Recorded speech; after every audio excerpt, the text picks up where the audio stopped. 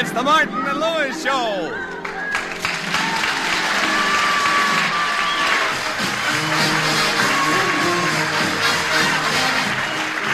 The National Broadcasting Company brings you transcribed from New York, the Martin and Lewis Show. Our guest star tonight, Peter Lorrie, and featuring Flo McMichael, Roger Price, Ed Hurley, Dick Stabile and his orchestra, and starring Dean Martin. I wish I knew the name of the girl in my dream, so I could change her name to mine. And Jerry Lewis. I wish I knew the name of the girl in my dream. Jerry. All right, so I made a boo-boo.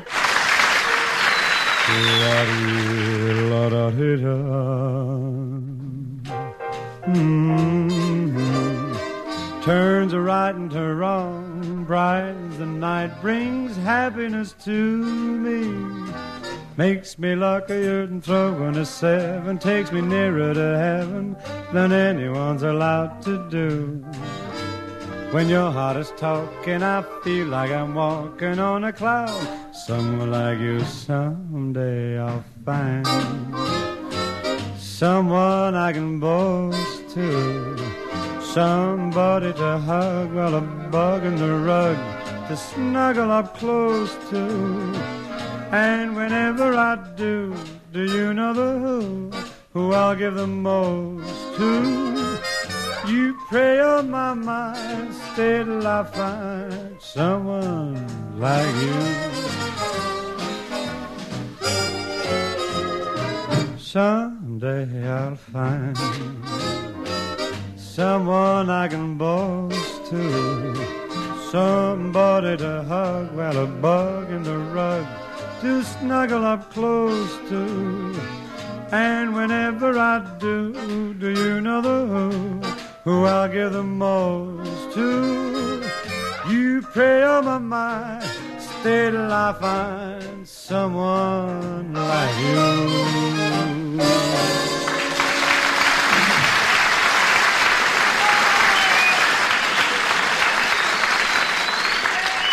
Dean and Jerry have just received an urgent message to see their manager, Speedy Smith, immediately. And right now, we find them walking down the hall of his office building in the heart of Broadway's theatrical district. All right, look, here we are in Speedy's office now. Before we go in, let me look at you. Well? Okay, I guess you're neat enough, but I sure wish you'd start putting on some weight. You're about the skinniest guy I ever saw. Look here, Dean Martin. I won't stand here and have you talk that way about me. I'll have you know I weigh 118 3/4 pounds. 118 3/4. And that's with clothes on, huh? What do you weigh stripped? I don't know. I'm bashful.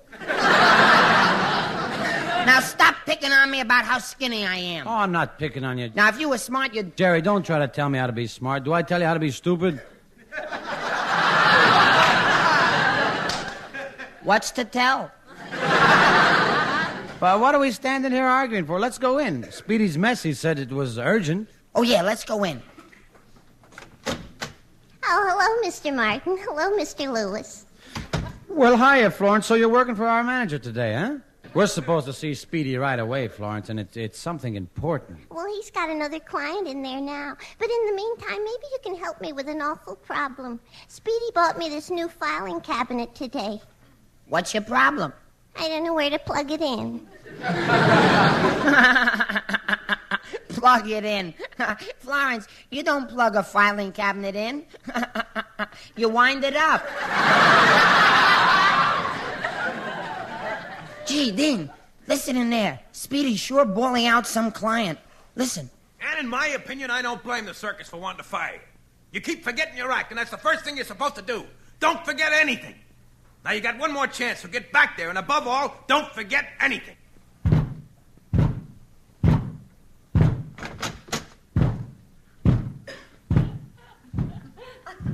Gee, Dean, did you ever see such an unhappy-looking elephant?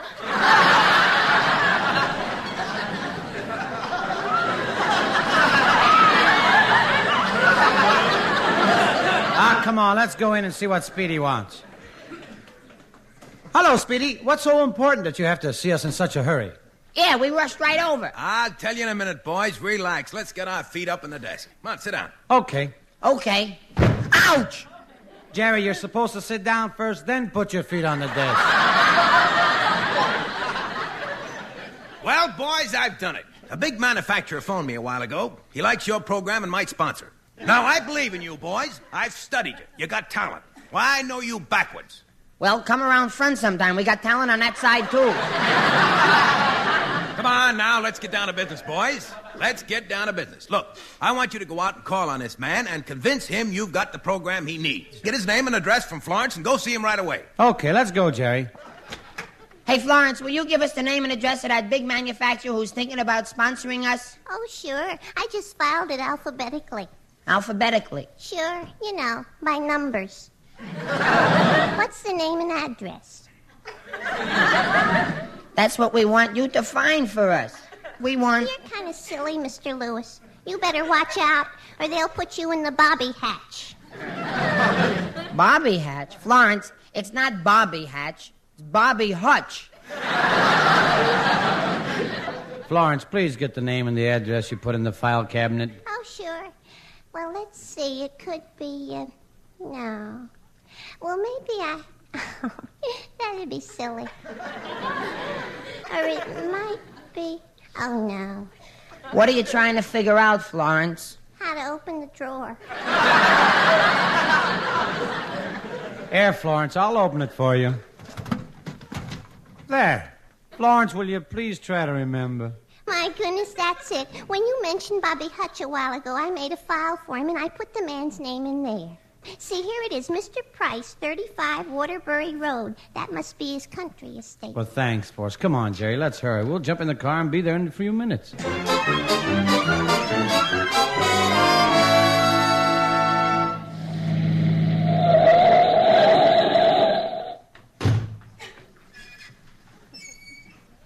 Now, Jerry, watch what you say. This Mr. Price can certainly afford to sponsor us.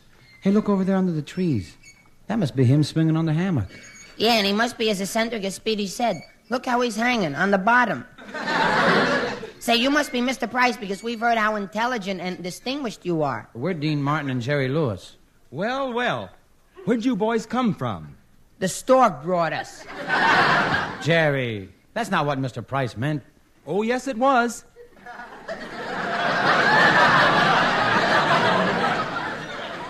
But, say, I guess your manager told you that I'd like to sponsor you.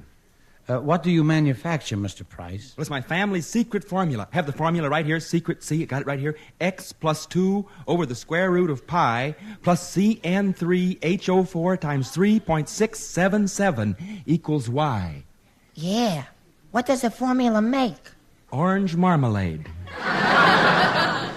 So that's your product, huh? Orange marmalade? Yes, it's wonderful. Made from 100% pure prunes. Orange marmalade made out of prunes. I wish I knew what to call it. I got it. Strawberry preserves. Good, good, good. Mr. Price, Yes? are you for real? Oh, Jerry, please excuse him, Mr. Price. And could we talk with you about sponsoring our show? Mr. Lewis, who's this fellow with you?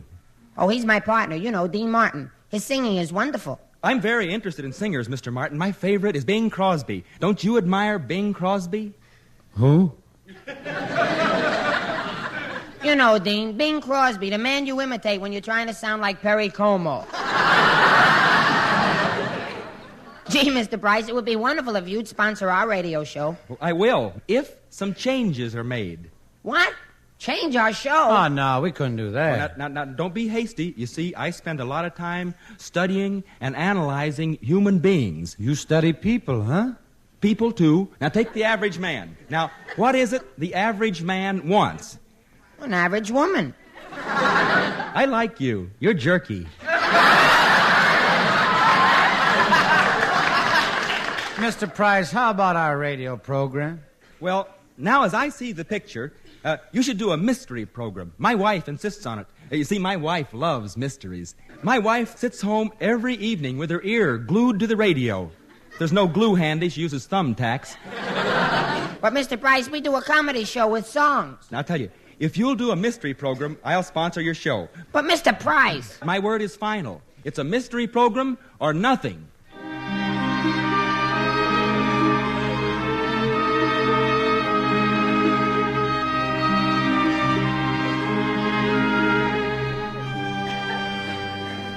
Well, Dean and Jerry were really discouraged about their chances of getting a sponsor until a few minutes ago, walking down Broadway. Dean, look at that sign on the Paramount Theater. Hey, it reads Peter Lorrie opens here Wednesday. Say, if we only could... Don't say it. Cross your fingers. Let's try to find him.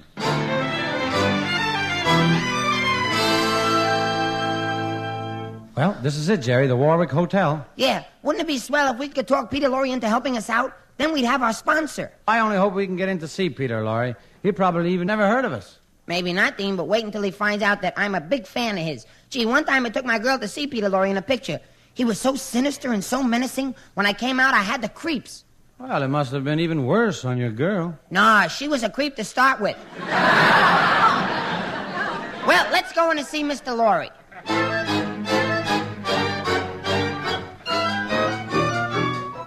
Well, here's Peter Lorrie's apartment. Ring the bell, Jerry. Jerry, what's the matter? Who's afraid? Oh, I'll do it. There. Dean, What? let's go home. Gee, Mr. Lorrie'd never help a couple of nobodies like us. Oh, come on, brace up. Yes, what is it? I'm Dean Martin, and this is Jerry Lewis, and we just got to go in and see Mr. Lorrie. I'm sorry, I'm Mr. Lorrie's personal secretary, and nobody can see him. Let me handle this, Dean. I gotta be stern with her. Okay, good. Be stern. All right now, miss, you listen to me. Yes?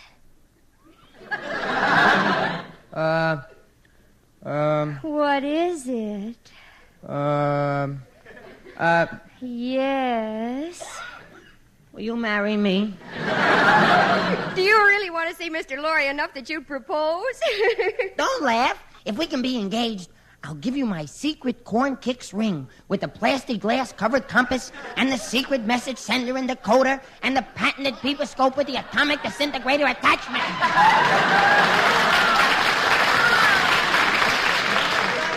Would you really give it to me? Sure, come on. Help me lift it out of the box. All right, Jerry. That's enough. Look, miss, we got to talk to Mr. Lorrie about helping us out on our radio show. Oh, Mr. Martin, I love your singing. I admire your act so much. I'm the star of the act, miss. And your wonderful reviews, Mr. Martin. I'm his assistant.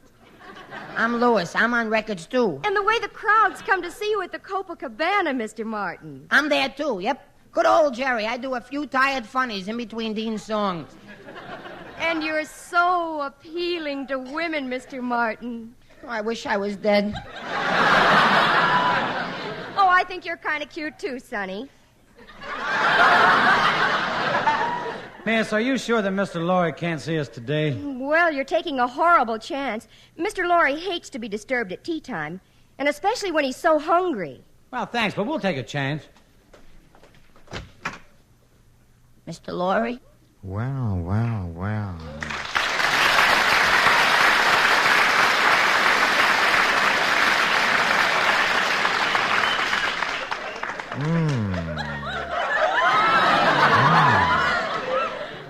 Two nice young ones. Come in.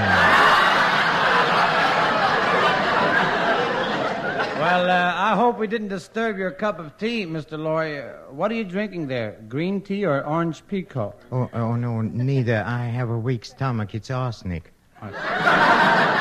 You drink arsenic? Yes, always when I can't get Drano, Drano. Oh, now it comes in 6 delicious flavors. Sure, strawberry, raspberry, orange, lemon, and bathtub. Now, what was it you want to see me about? Well, I'll come right to the point, Mr. Lorrie. I'm Dean Martin. This is my partner, Jerry Lewis. Yeah. We'd like to have you come on our radio show and, do a mystery. Huh? You want me to come on your radio program and do a mystery? That's right. Isn't it mysterious enough already? Please, Mr. Lorrie, we've got a great chance if you'll help us out. It means an awful lot to us. We can get a sponsor if you'll only say yes. Well, you see, I wouldn't mind helping you out, but What would I do on your show? Oh, you know, play sinister characters like you do in your pictures when you're acting. Acting? Oh, that's silly. What makes you think I'm acting? No, I'm like that all the time. You're like the Peter Lorre you play on the screen? It's not just acting? It started all when I was a little boy. My mother, she used to make me wear Lord Fauntleroy suits and long golden hair curls. Oh, I was so cute, you know. Yes, I can still hear the people when they say, when I walk down the street on a Sunday morning, look, there goes that little rat who burned down the city hall. Dean, I'm not happy. Let's go. No, you must stay. You must hear me out. You see, well, my work in pictures has only aggravated my tendencies. You see, everyone has criminal traits. Everyone? Oh, yes. Just think, as a boy, didn't you have some bad habits? Not me. None at all? Nope. Oh, but now that I think of it... Yes? I did have one. Yes, you see. What was it? Did you go around scaring your little baby brother? Oh, no, worse than that. Yeah? What did you do? I used to sneak pussy willows into my room and pull their tails off. Come on, please, let's be serious, boys. You came here seeking my help now, didn't you? Now, let's see, what can we get for you? Oh, yes, well, it should be something nice and gruesome, shouldn't it? I have it, my diary, huh? It tells of an incident which happened here in New York City several years ago, and you, Jerry, you remind me strangely of he who was my assistant. At long last, I found the perfect criminal accomplice. For years, I've been looking for someone to hypnotize into committing my murders for me. Yes, he had to be somebody with no principles, no character, and a weak mind. I trained him for weeks. Finally, my stooge was ready for his new career. I put him under my spell. Come now, look into my eyes. There. You are now completely at the mercy of my will, aren't you? Yes, master. You are going out now to rob a bank. I will, master. And if necessary, you are going to kill. I'll do that, master. And even if you see some pretty girls, you won't mix with them. I won't mix, master.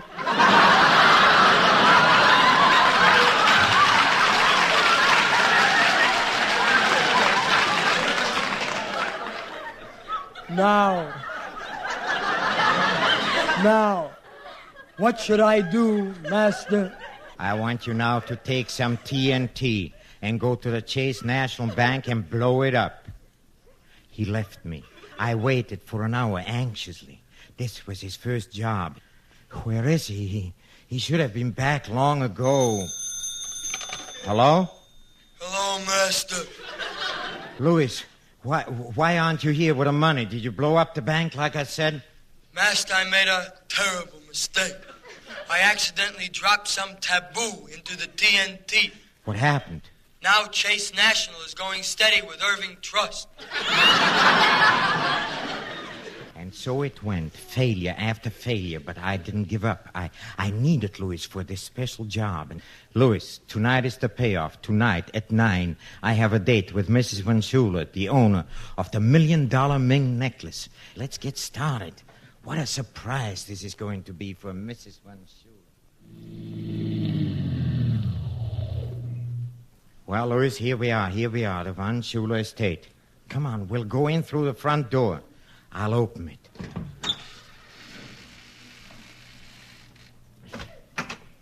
All right, you're covered. Get your hands up, both of you. Higher, higher, higher. Please, my feet are off the floor now.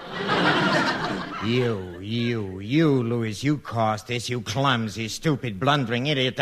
I taught you everything I knew because I liked you. I fed you because I liked you. I made you what you are today because I liked you. But now, I hate you. All right, if that's the way you feel, take back your fraternity pin.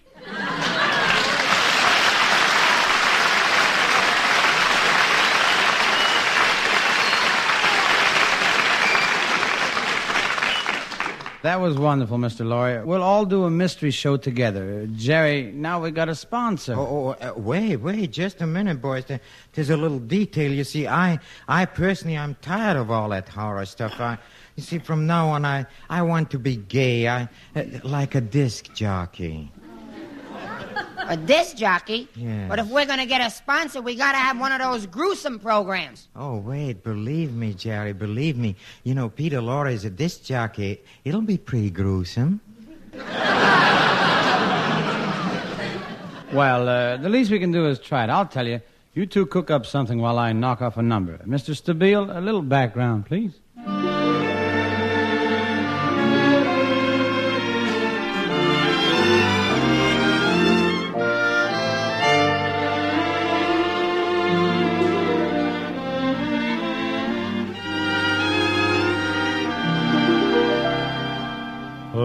Again, this couldn't happen again. This is the once in a lifetime. This is the thrill divine. Oh, what's more, this never happened before. Though I have prayed for a lifetime that such as you would suddenly be mine, mine to hold as I'm holding you now, and yet never so near. Mine to have when the now and the here disappear. What matters, dear, for when this doesn't happen again? We'll have this moment forever, but never, never again.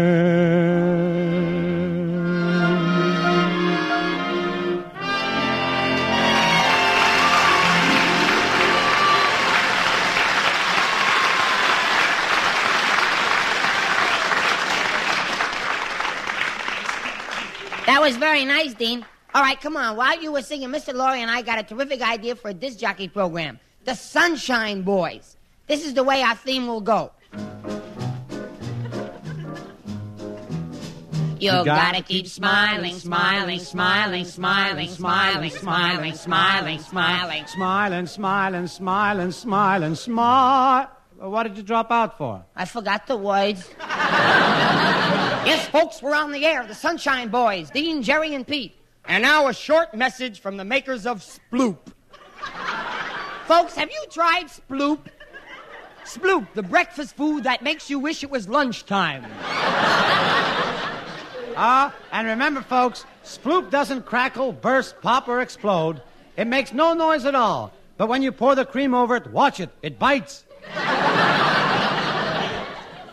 Yes, and Sploop contains the new miracle vitamin, Flebo-flavored. It won't cure anything, it won't fix anything, and it won't make you feel any better. In fact, it even saps your energy, gives you that run-down feeling. So next time, ask for Sploop, the breakfast food for people who don't want to be champion. And now for our daily problem corner with Dr. Peter Lorre. What is our problem today, Dean? Well, here's a letter picked at random. Dear Doctor, I am a woman weighing 195 pounds. Mm-hmm. I bought a new girdle last week, and I get into it all right, but I have a terrible time taking it off. What should I do? Oh, well, that's easy. Just tell her to snap out of it. A poem entitled, Mary, Mary, quite contrary. How does your garden grow? Vigorous? Next poem.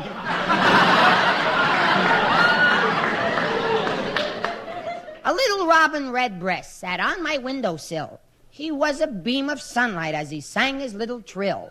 He sang so sweet and looked so gay, no one could ever hate him. He was nature's work of art. Gee, I'm sorry that I ate him. Well, folks, the next portion of the program is brought to you by the makers of Sludge Glow, the new shampoo for bald-headed men. It contains that new secret ingredient, hair. Get the large 150-gallon jar of Sludge Glow. When you get through with it, you simply fasten wheels on it, and presto, it's a new Studebaker. Well, we have a request to sing that new hillbilly tune, Drop Dead, Little Darling, Drop Dead. Hit it, Dean. Drop dead, little darling, drop dead. I need you like a hole in the head. Get lost and get you gone. I'm no longer your Don Juan. Drop dead, little darling, drop dead. Drop dead, little darling, drop dead. I need you like a hole in the head. You're like an awful dream, and if you come back, I'll scream. Drop dead, little darling, drop dead. Drop dead, little darling, drop dead. I need you like a hole in a head. I'll take your pure white neck and I'll break it too, by heck. Drop dead, little darling, drop dead. Drop dead, little darling, drop dead. I need you like a hole in the head. Get lost and get you gone. I'm no longer your Don Juan. Drop dead, little darling, drop dead.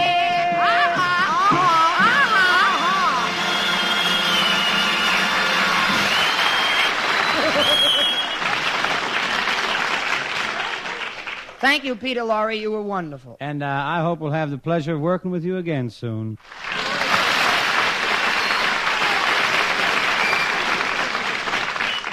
Oh, Jerry, stop crowding me. There's not room for both of us in this phone booth. I want to hear what Mr. Price says when you talk to him about how much money he's going to pay us for the show. Well, he hasn't even answered yet. Gosh, Dean, we're on our way. We got a sponsor just like Bob Hope and Bing and Fibber and all the big-timers. Hello? Mr. Price, this is Dean Martin. Jerry and I are just calling to, set the salary for our show. Show? Sure, the one we just did for you. Wasn't Peter Lorrie great? Wasn't it full of mystery and horror and suspense? Show? Mr. Price, didn't you hear it? No, I didn't. The funniest thing happened. I couldn't listen. Had no radio. You had no radio? No. My wife went shopping, and the radio was still glued to her ear. I'm sorry. Bye. Bye. Well, Jerry, we got to keep punching. Even if we haven't got a sponsor, we still got the show. Yeah, Dean. See you next week. Bye. Bye.